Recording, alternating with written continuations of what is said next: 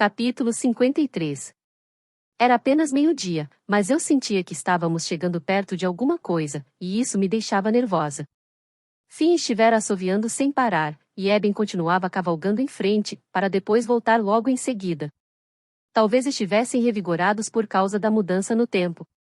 Estava consideravelmente mais fresco, e a chuva torrencial de molhar os ossos da noite passada havia levado embora uma camada de imundície de todos nós. Malise estava mal-humorado, como de costume, apenas mudando sua expressão para desferir a mim ocasionais e sugestivas olhadas de relance, mas Gris começou a cantarolar. Apertei a pegada em minhas rédeas. Gris nunca cantarolava. É cedo demais para chegarmos em venda. Eu não poderia ter perdido o registro de tantos dias assim. Eben voltou galopando. Leef-Eza. Tiixe, gritou ele, várias vezes. Não tentei esconder o fato de estar alarmada. Ele está vendo um acampamento? Perguntei. Caden olhou para mim de um jeito que achei estranho. O que foi que você disse? De que acampamento Eben está falando? Como você sabe disso? Ele falou em Vendano. Eu não queria que ele soubesse o quanto do idioma eu tinha captado, mas acampamento fora uma das primeiras palavras que eu aprenderá. Gris resmunga a palavra ishi todas as noites quando está pronto para encerrar o dia, expliquei. O entusiasmo de Eben me disse o resto. Caden ainda não tinha respondido à minha pergunta, o que só me deixava mais nervosa. Estaríamos chegando a um acampamento bárbaro? Será que agora eu ficaria cercada por milhares de vendanos? Vamos parar por vários dias. Há uma boa pradaria aqui e isso dará uma oportunidade aos nossos cavalos de se recuperarem e descansarem. Não somos os únicos que perderam peso, e ainda temos um longo caminho pela frente. Que tipo de acampamento? Eu quis saber. Estamos quase lá. Você vai ver. Eu não queria ver. Eu queria saber. Naquele instante. Forcei-me a pensar no lado bom de qualquer tipo de acampamento. Além de estar fora do alcance do calor causticante, a próxima e maior bênção seria ser capaz de descer das costas desse cavalo gigante por alguns dias que fosse. Sentar em algo que não fosse uma cela dura feito pedra era um prazer que eu imaginara mais de uma vez. E talvez fossemos até mesmo conseguir comer mais do que uma refeição por dia. Uma refeição de verdade. Não um roedor ossudo e meio cru que tinha gosto de sapato fedido. Tinha me esquecido de como era ficar com a barriga cheia. Era verdade, todos nós havíamos perdido peso, e não só os cavalos. Eu podia sentir minha calça escorregando pelos quadris, deslizando cada vez mais a cada dia, sem nenhum cinto para mantê-la no lugar. Talvez eu pudesse até ter um momento de privacidade para mim, de modo a estudar os livros que eu roubara do erudito. Eles estavam guardados no fundo da bolsa da minha cela, e eu ainda queria saber por que eram importantes o bastante a ponto de fazer com que ele me quisesse morta. Eben deu a volta de novo, com um largo sorriso estampado no rosto. Estou vendo os lobos. Lobos? Minhas fantasias do acampamento desapareceram, mas chutei o cavalo e fui galopando à frente, junto com Eben. Havia duas maneiras de aproximar-se do inevitável, ser arrastada de encontro ao destino ou tomar ofensiva. Quem quer que fosse que estivesse prestes a encontrar, eu não podia deixar que percebessem meu medo. Isso fora algo que eu precisei aprender cedo em minha vida na corte. Eles vão comer você viva se deixar que vejam seu medo, Regan tinha dito a mim. Até mesmo minha mãe fazia disso uma arte, confrontar com austeridade o gabinete, mas com a mais gentil das línguas. Eu só não tinha dominado essa parte da gentileza ainda. Eben riu por eu estar galopando ao seu lado, como se estivéssemos participando de um grandioso jogo. Ele é só uma criança, pensei novamente, mas, se ele não tinha medo de lobos, eu também não teria, mesmo com meu coração me dizendo o contrário. É logo ali, logo depois daquelas árvores, Eben disse. As montanhas escarpadas ao nosso redor haviam se aberto um pouco mais, e a floresta recuava para dar espaço a um amplo prado e a um lento rio que se enroscava em meio a ele. Demos a volta no bosque denso, e Eben galopava mais rápido, mas eu puxei as rédeas e parei. Meu estômago se revirou. O que eu estava vendo? Pesquei. Vermelho, laranja, amarelo, púrpura, azul, tudo isso aninhado em um oceano de verde tremeluzindo na brisa. Paredes de tapeçaria, fitas ondeando ao vento, bules gentilmente fumegantes, uma colcha de retalhos de cores vibrantes. Terravin. As cores vibrantes de Terravin. A brisa que despenteava o gramado passava pela campina, chacoalhava os álamos, e serpenteava ao redor para tocar minha face. Aqui. Empoleirava-se cálida e certeira nas minhas entranhas. Caden ficou ao meu lado. É um acampamento de andarilhos. Eu nunca tinha visto um, mas tinha ouvido falar das carroças coloridas e elaboradas que eles chamavam de carvaxis, de suas tendas feitas de tapeçarias, tapetes e quaisquer pedaços de pano que os agradassem, os sinos pendurados em suas carroças feitos de pedaços de vidros coloridos, as crinas cheias de contas de seus cavalos, suas roupas de cores berrantes ornamentadas com cobre e prata moídos, seus modos misteriosos que não conheciam lei ou fronteira. É lindo, sussurrei. Achei que você poderia gostar, Lia. Virei-me para observá-lo, perguntando-me sobre a forma como ele havia incluído meu nome na frase. Era a primeira vez em que ele o dizia sem angústia desde que deixamos Terraven. Eles sempre acampam neste local? Perguntei. Não, eles mudam de lugar a cada estação. Os invernos são muito duros por aqui. Além do mais, não fazem isso de ficar em um único lugar. Gris, Finn e Malish passaram por nós, dirigindo-se até o acampamento. O cavalo de Caden pisou duro no chão e puxou suas rédeas ansioso para acompanhar os outros. Devemos ir? Perguntou ele. Eles têm cabras, indaguei. Um sorriso aqueceu seus olhos. Acho que eles podem ter uma ou duas cabras. Que bom, respondi, porque tudo em que conseguia pensar era que, se não fizessem queijo de cabra, eu mesmo o faria para eles. Queijo de cabra. Isso era tudo que importava no momento. Eu toleraria até mesmo lobos para conseguir queijo de cabra. Havia 5 carvaxis e 3 pequenas tendas espaçadas em semicírculo, e, em frente a elas, havia uma única tenda relativamente grande. A disposição era a única coisa organizada em relação ao pequeno acampamento. Todas as cores, todas as texturas, todas as formas das carvaxi, todas as quinquilharias oscilando de uma árvore ali perto pareciam nascer do momento e do capricho. Os outros já haviam descido de seus cavalos, e os ocupantes do acampamento estavam se aproximando para cumprimentá-los. Um homem acertou Gris com força nas costas e ofereceu-lhe um pequeno frasco. Gris jogou a cabeça para trás, tomou um gole generoso, e depois limpou a boca com as costas da mão, e ambos deram risada. Gris riu. Mais de uma dúzia de andarilhos de todas as idades nos cercavam. Uma velha mulher com longas tranças prateadas passavam de sua cintura surgiu da grande tenda e foi em direção aos recém-chegados. Eu e Caden puxamos nossos cavalos para trás deles e paramos.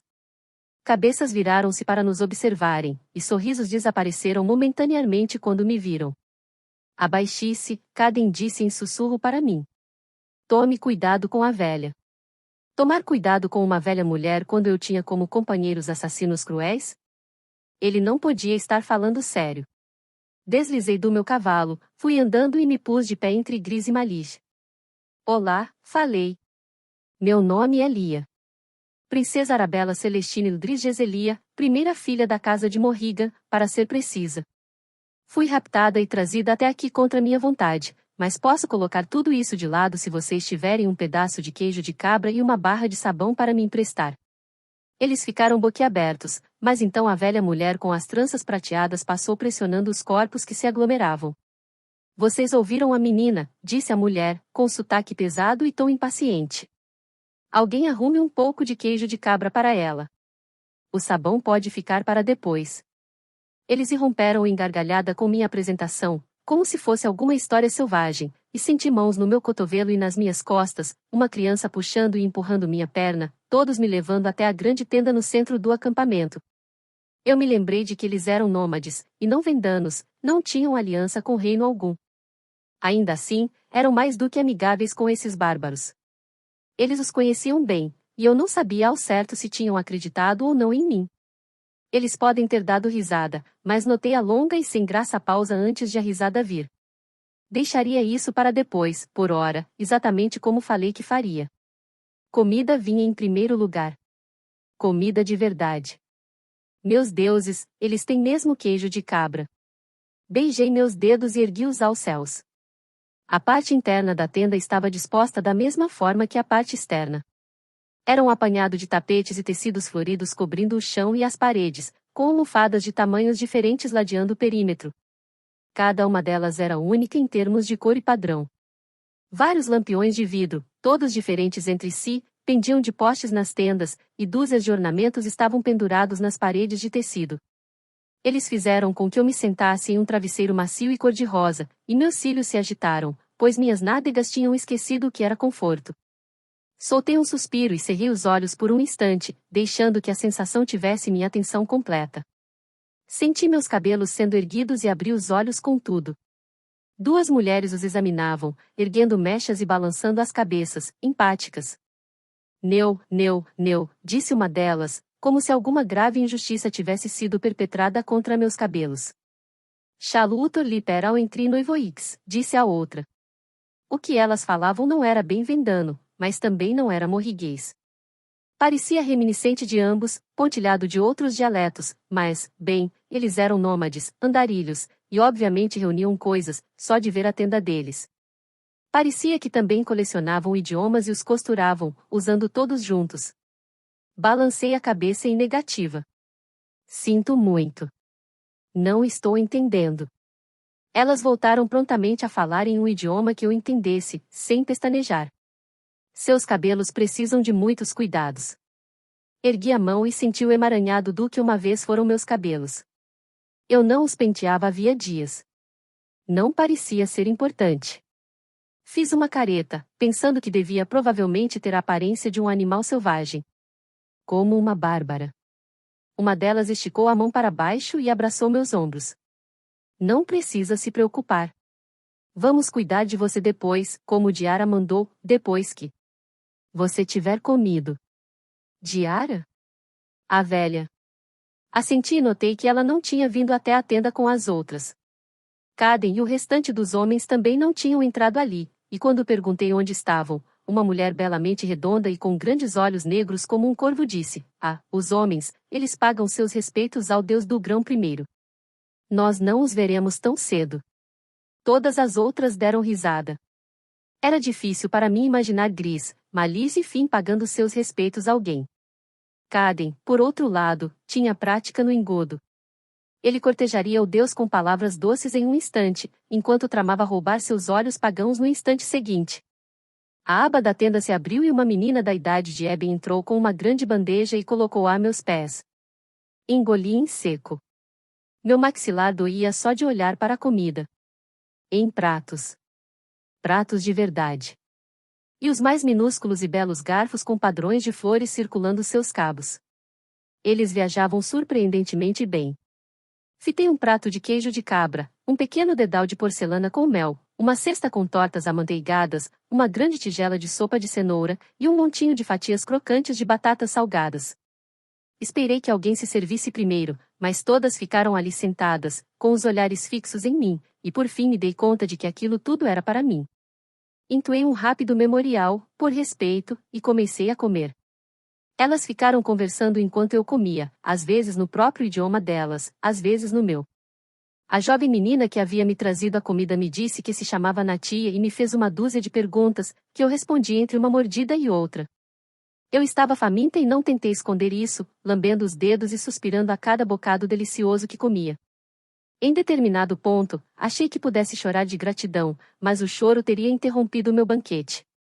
As perguntas de Natia variavam de quantos anos eu tinha até de que comida eu mais gostava, mas, quando me perguntou, "Você é mesmo uma princesa?", a conversa na tenda parou e todas olharam para mim, esperando. Será que eu era mesmo uma princesa? Eu abdicara desse papel havia semanas, quando saí de Cívica e bani Sua Alteza Real do vocabulário de Pauline. Certamente agora eu não me parecia com uma princesa e nem agia como uma. Ainda assim, prontamente retirara meu título do exílio quando este me serviu.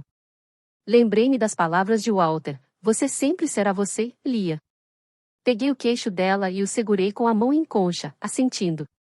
"Não mais do que você por me trazer essa refeição. Estou realmente grata por isso."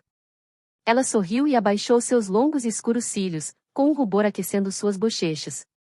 A conversa recomeçou, e voltei para minha última torta. Amanteigada. Ao ficar satisfeita, elas me levaram para outra tenda e, conforme prometido, lidaram com meus cabelos. Foi preciso muito trabalho para ajeitá-los, mas elas foram gentis e pacientes. Enquanto duas das mulheres penteavam cada mecha, outras preparavam um banho, enchendo um grande tonel de cobre sobre uma fogueira. Notei suas olhadelas de esguelha e para mim. Para elas, eu era uma curiosidade. Provavelmente nunca tiveram visitantes do sexo feminino antes. Quando o banho ficou pronto, não me importei que me vissem nua.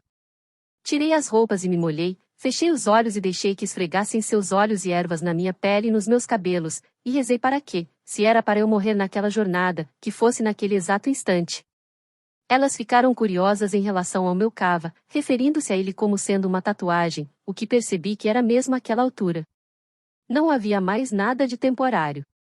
Elas tracejaram o desenho com os dedos, dizendo o quão incrível era. Sorri. Fiquei feliz por alguém pensar assim. E as cores, disse Natia. Tão bonitas. Cores. Não havia nenhuma cor. Apenas profundas linhas cor de ferrugem formavam o desenho, mas presumi ela estava se referindo a isso. Ouvi gritos do lado de fora da tenda e comecei a me levantar. A mulher que atendia pelo nome de Rena puxou-me com gentileza para trás. São só os homens.